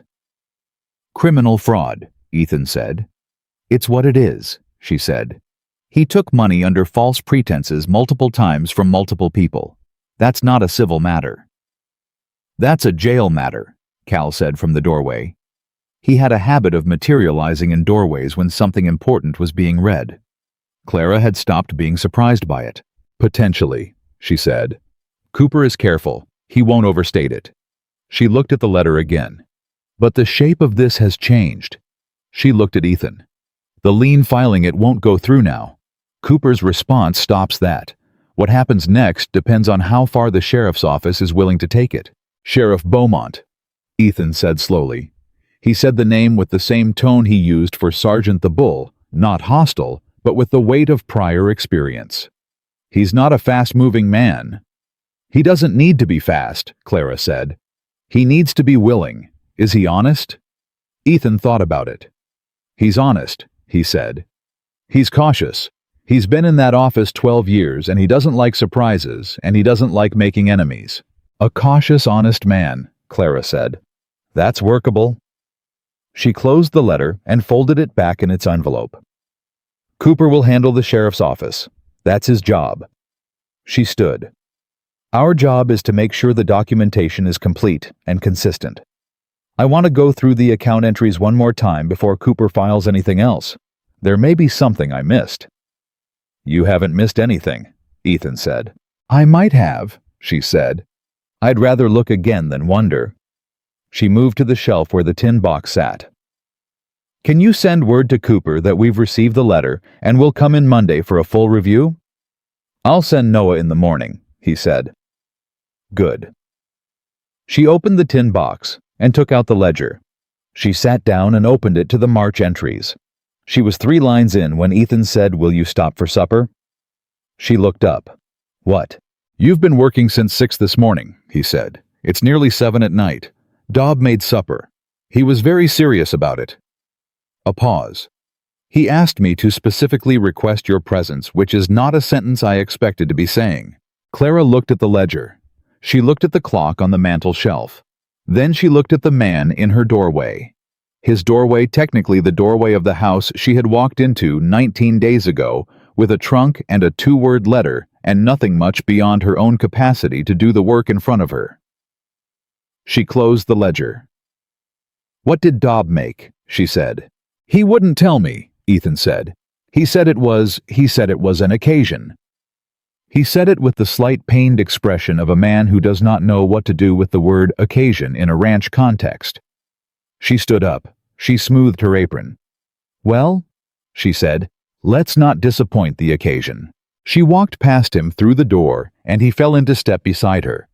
Not behind her, not ahead beside her in the easy way that had been developing for 19 days between two people who were both accustomed to moving through the world alone, and were quietly without discussing it, getting used to not doing that. In the dining room, Dobb had set the table with the good plates, which Clara had discovered in a box in the back of the kitchen cupboard on day 3, and washed and stacked on the second shelf, where they were visible, and therefore usable. He had made a proper roast with the potatoes, and had somehow produced a gravy that had no business being as good as it was, and he had set a jar of the plum preserves in the center of the table, like a centerpiece, which it was not exactly, but which she chose not to comment on. Cal and Noah were already seated. Everyone looked at the plates with the slightly odd expression of people who had been surviving on beans and adequate soup, and who were now confronted with something that had taken genuine effort. "Dobb," Clara said. "This is very good." Dobb looked like a man who had been waiting his whole adult life to hear someone say that about something he had made. "Thank you, ma'am," he said in a voice that was working to remain casual and not quite managing it. She sat down. Ethan sat across from her. Cal poured the coffee and Noah passed the potatoes, and for a while the only sounds were the sounds of people eating a good meal together. Spoons and cups, and the occasional murmured request for something to be passed. And outside the wind, doing what the wind always did, and the lamp on the table making the room small and warm, and separate from all of it. It was, Clara thought, somewhere in the middle of it, an occasion after all. After supper, when the plates were cleared, and Dobb had received 3 more specific compliments that he attempted and failed to absorb with dignity. Ethan said to the room in general, "Cooper thinks the lean is stopped." A beat of silence. "Good," Cal said. He said it the same way he'd said good when they came back from Cooper's office the first time, simply weightily, as a man does, when a word has to carry more than its size. "What about Langford?" Noah asked. "That's up to the sheriff," Ethan said. He looked at Clara briefly across the table. "And to Cooper. And to the other property owners who are coming forward." "Because of the letters," Noah said. He wasn't looking at anyone in particular, but the statement landed in the room with a particular direction. "Because of the letters," Ethan agreed. Clara stood and began collecting cups. Nobody said anything else about it. She was glad. She did not need it to be said again. It had been said the right number of times. Any more would have made it into something other than what it was, which was just a woman who knew how to write a letter and had done so. She carried the cups to the kitchen and stood at the dry sink and looked at her own hands for a moment. Steady now. The shaking had been done with since Monday, somewhere between the courthouse and the wagon ride back, somewhere in the long, careful work of the week. Steady and capable, and belonging for the first time in a long time to a day that had ended better than it began. She turned on the water and began to wash. Cooper's second letter arrived on a Tuesday 26 days after Clara had first walked into Walker Ranch with her trunk and her 2-word reply, and nothing else to her name but what she knew how to do. She was at the kitchen table, splitting the February supply estimates into 2 columns. What they had, what they needed, when Noah brought it in from the postwriter, still holding it with the careful posture of someone who has been told that certain envelopes matter and has taken that instruction seriously. "From Cooper's office," he said. She took it. She did not open it immediately. She finished the column she was on because interrupting a column in the middle created errors and errors compounded, and then she set down her pen and broke the seal. She read it once. Then she stood up and went to the barn door and said, "Ethan." He came out from behind the horse he'd been working on, wiping his hands on a cloth, reading her face the way he had learned to read it. Not her expression, which she kept composed, but something in the way she was standing, the particular quality of her stillness. "Good or bad?" he said. "Come read it," she said. He came inside. She put the letter on the table in front of him and stood beside him while he read it, and she watched his face move through the words the way she had watched it move through the lien notice 3 weeks ago, but differently. That reading had made him go still with controlled fury. This one made him go still with something that had no fury in it at all. Cooper had written 6 paragraphs. The essential facts were, these Sheriff Beaumont had opened a formal inquiry into Victor Langford's lending practices in Caldwell County. 2 of the property owners Clara had written to had provided signed statements to Cooper's office, which had been forwarded to the sheriff. Samuel Greer had traveled from Harper County to give his account in person, which Cooper described in a single sentence. Mr. Greer's account was thorough, and his composure was remarkable, given what he has lost, and which told Clara everything she needed to know about the kind of man Greer was and the kind of weight he had been carrying alone. The lien notice against Walker Ranch had been formally withdrawn. Langford's office had sent the withdrawal without explanation or correspondence, which Cooper said was the action of a man who understood that the ground had shifted and was choosing retreat over engagement. The last paragraph said, "The question of criminal charges remains with the sheriff's office, and I will not speculate on timeline. What I can say is that the pattern you and Mrs. Whitfield documented has been submitted in full to Beaumont's office and has been received seriously. I believe Mr. Langford will find the next several months considerably less comfortable than the last several years. J. Cooper." Ethan set the letter down. He was quiet for long enough that Clara began to form her next sentence, something practical, something about next steps, something that would move them forward into the work of the day. Then he said, "It's over." "The immediate part," she said. "The rest takes time. The North 40 is safe." "Yes," she said. He put both hands flat on the table, the way she had put her hands flat on the table the day Langford rode into the yard, and she had come inside shaking. He looked at the letter. Then he looked at the window. Then he looked at her. "Greer came in person," he said. "He did." That's not a small thing. From Harper County, that's 2 days' travel. He lost 20 acres he'd worked for 15 years, Clara said quietly. And someone wrote him a letter that said he wasn't alone in it and there was something he could do. She paused. "People will travel 2 days for that." Ethan looked at her for a moment. "You wrote that letter." "Cal wrote Greer's letter." "You told Cal what to say." "I told Cal to say what he meant," she said. "He knew what he meant. I just handed him the paper." Ethan made a sound that was close to the sound he'd made on the wagon to town the first Saturday. Not quite a laugh, but nearer to it than most things he did. "You're going to take credit for exactly nothing, aren't you?" he said. It was not a question. "I'll take credit for the ledger corrections," she said. "Those were mine." He shook his head slowly. Not in disagreement, in the manner of a man who has stopped being surprised by something and moved into a different relationship with it, one that is quieter and more settled and does not require the same ongoing adjustment. "I'll ride in and thank Cooper in person," he said. "That's the right thing to do," she agreed. "Will you come?" She looked at the supply columns on the table, at the February estimates, at the kitchen ledger with its clean, honest entries recording 26 days of a ranch running the way it was supposed to run. "Yes," she said. "I'll come." They went Thursday. The ride to Caldwell was different from all the previous rides. Not tense, not urgent, not weighted with the specific gravity of a problem that needed solving before a deadline ran out.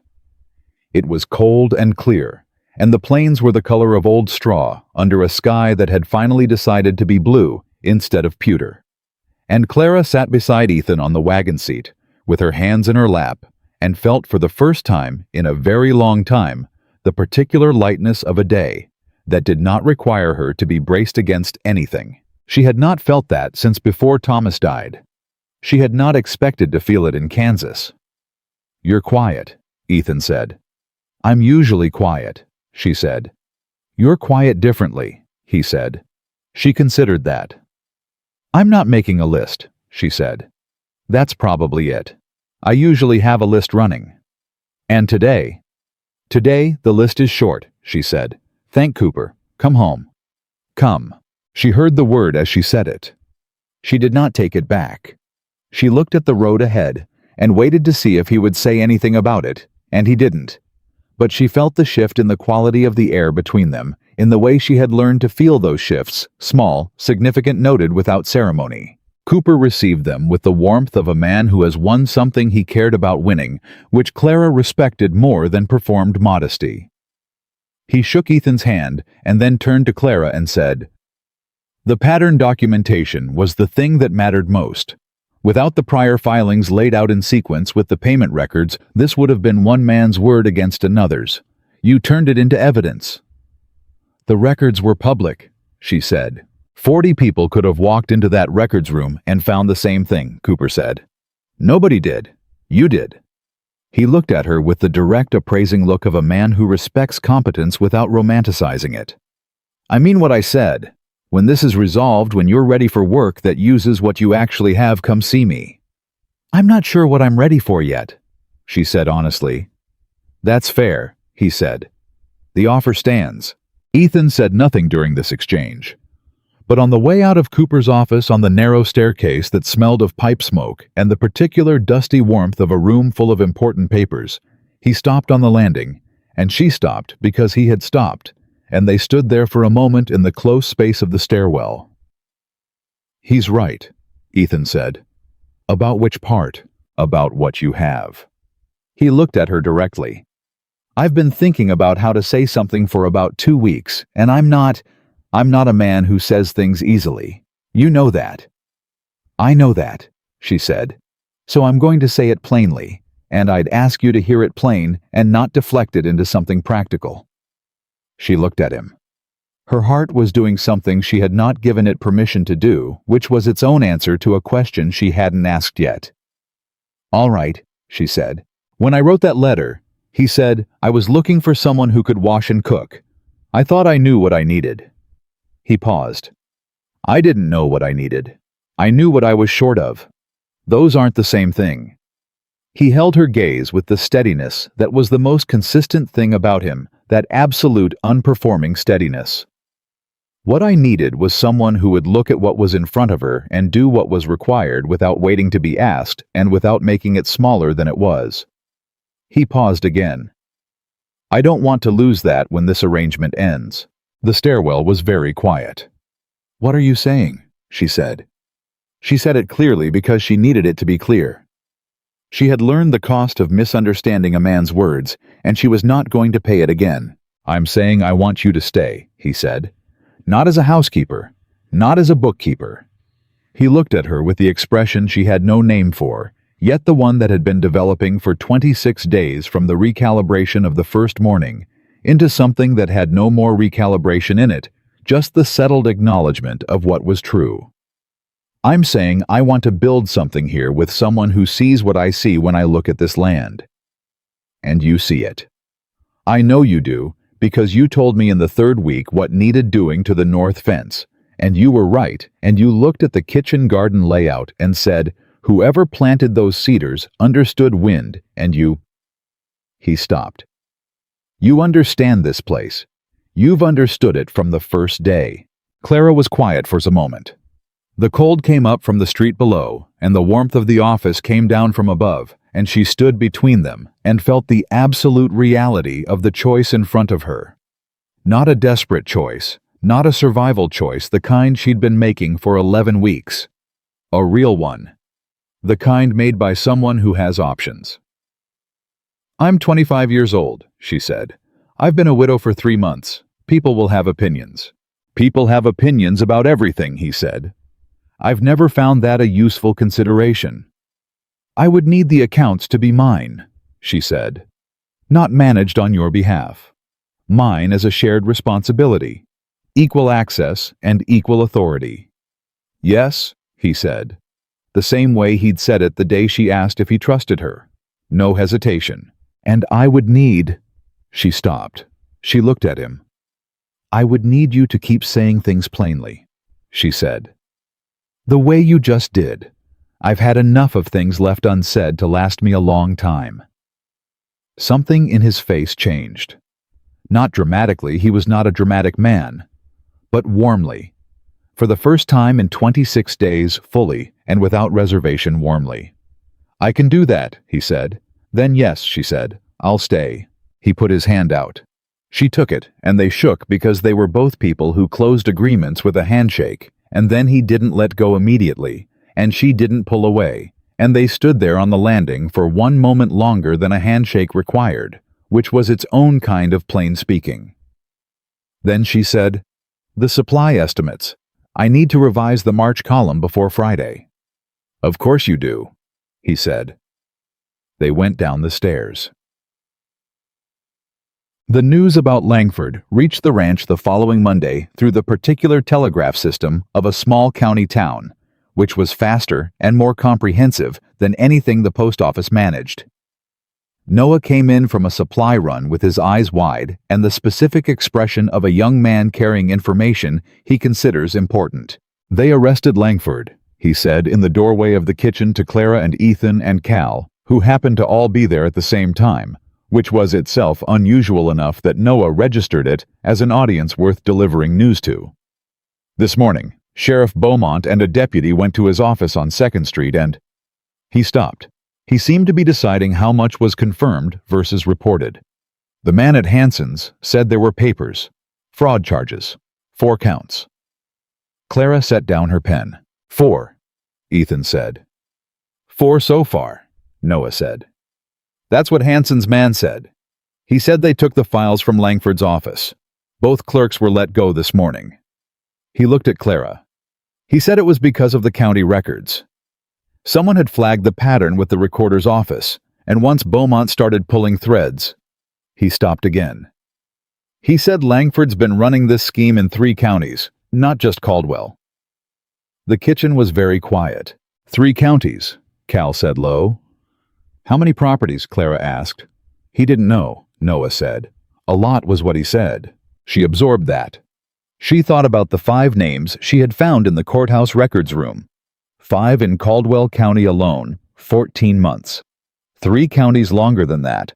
The number was larger than she had allowed herself to calculate, because calculating it would have required her to think about all the people who had sat with a document like Ethan's lien notice and had no ledger entries, no witness, no one who knew how to read a county record and was willing to spend a Monday morning doing it. She thought about that for a moment. She let herself think about it fully, which she had not done before because there had always been something immediate to do. Then she put it down the way she put down everything she could not act on directly in the part of her mind where things were kept rather than discarded. "Cooper should know," she said, "about the 3 counties. It might affect the charge filing." "I'll write in tomorrow," Ethan said. "I'll write a note for you to take," she said. She picked up her pen. Cal stood up from the table and went to the window and stood there for a moment with his back to the room, and Clara understood that he was thinking about Greer about 20 acres and 15 years, and a man at his daughter's house in Harper County who had come 2 days' travel to give a statement to a lawyer he'd never met. Whether what had been taken from Greer could be recovered, now she didn't know. Cooper had called it complicated. Complicated was not impossible. She made a note to ask Cooper about it specifically when Ethan went in. "Cal," she said. He turned. "I'm going to ask Cooper about Greer's land," she said. "About whether the transfer can be contested now that there are criminal charges." She looked at him steadily. "I don't know the answer, but I'll ask." Cal held her gaze for a moment. "Thank you," he said. It came out rough, not from emotion he was performing, but from emotion he was managing, and she respected the difference. "Don't thank me yet," she said. "I'm just asking the question." "Still," he said. She nodded. She went back to writing. 3 weeks later, on a Thursday evening when the temperature had dropped hard and fast, the way Clara's right knee had told her it would, she was sitting on the front porch with the household ledger in her lap and a lamp on the small table beside her chair, doing what she did most evenings. Now finishing the day's accounts in the last half hour before the light was gone and the cold made sitting outside impractical. She had come to love this part of the day. The ranch settling around her, the horses quiet in the barn, the low voices of Cal and Noah and Dob from the bunkhouse carrying faintly through the cold air. The sense of a day accounted for not just in the ledger, but in the broader sense of a day that had been fully used and could be set down now without regret. Ethan came out and sat in the other chair without asking and without announcing himself, which was how he did most things, simply arriving in a space and occupying it without making a claim on it. He had a cup of coffee. He did not bring one for her, because she had told him 3 weeks ago that she didn't want coffee in the evenings, and he had remembered without her having to say it again, which was one of the things she had added to the list she kept of reasons she had made the right decision. She kept writing. He sat with his coffee and looked at the planes, which were invisible now in the dark, except for the stars over them, and for a while, neither of them spoke because neither of them needed to. "Cooper wrote," he said eventually. "I saw," she said.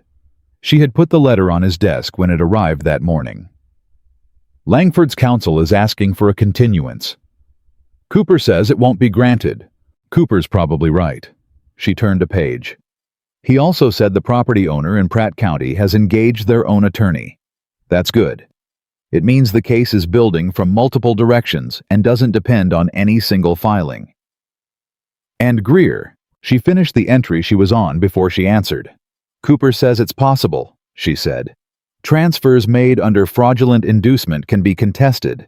It's not guaranteed, but it's possible." She looked up from the ledger. "He's cautiously optimistic, which from Cooper is the equivalent of anyone else saying they're confident." Ethan nodded. He looked at the dark plains for another moment. "You know what Dob asked me today?" he said. "I can't imagine," she said. She could imagine. Dobb's questions had a recognizable quality. "He asked me if we were going to need a bigger kitchen table." Clara looked at the ledger. "What did you tell him?" "I told him I didn't know what he meant." "And he said, 'Yes, you do,' and went back to the fence line." Ethan turned his cup in his hands. He's not wrong. Clara closed the ledger. She held it in her lap and looked at the dark beyond the porch and felt the cold coming in steadily from the west, the good clean cold of a Kansas night that she had learned in 4 weeks to read and not fear. "My father used to say," she said, "that a house tells you what it needs if you're willing to listen for long enough." "And what does this house tell you?" She was quiet for a moment. Not because she didn't know the answer. Because she wanted to say it right. "It tells me it's been running on less than it needed for too long," she said. "And that it knows the difference now." She looked at him. "And that it isn't going back." He looked at her in the way he had looked at her on the landing outside Cooper's office. The settled, unperforming look of a man who has finished adjusting and is now simply seeing clearly. "No," he said. "It isn't." They sat on the porch while the cold deepened and the stars over the Kansas plains did what they always did. Burned clear and indifferent and magnificent over everything that happened beneath them. Every loss and every recovery, every document and every letter, every payment recorded and every fraud unraveled.